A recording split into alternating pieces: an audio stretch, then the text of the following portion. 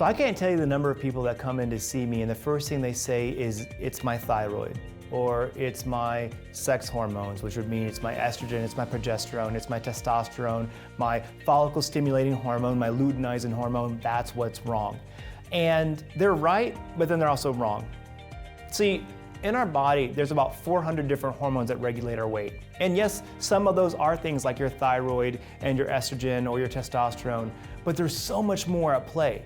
See, we used to think that a fat cell was nothing more than a storage vehicle for energy. You eat too much one day and that fat cell swells up with energy. Don't eat enough the next day, that fat cell shrinks down and gives up its energy to your body and then goes away. Well, we've now learned a couple of things. First of all is those fat cells don't actually ever go away, they just shrink. They hang around indefinitely. The second thing we have learned is that fat cells are some of the most hormonally active organs in our body.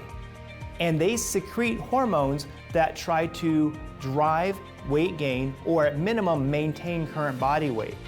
So what this should change the perception of is as you gain body weight, you start to develop more fat cells. Now, even if you were to change the reason why you started gaining weight to begin with, once those fat cells are established, they start producing their own hormones that try to drive you to gain further and further weight. It's a lot like taking a snowball and rolling it down a mountain. Things just tend to get worse and worse. And as you develop other diseases because of extra body weight, then that snowball becomes more of like a snowstorm. So while it's true that some of those hormones can impact it, it's not true what you will culturally hear, which is you just need hormonal balance.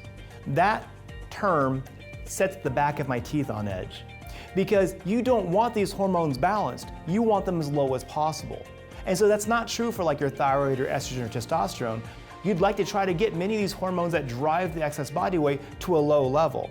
And that's where making lifestyle changes, using appropriate medications, and even pursuing bariatric surgery could be really, really helpful. Turns out those hormones, all these raging hormones that are trying to drive you to gain body weight, we don't fully understand why yet, but in lab studies, they show that the day after bariatric surgery, for about 80% of people, those circulating hormones drop to near undetectable levels and remain undetectable. And when those hormones drop in people, that's what is shown to help people maintain that long-term weight loss.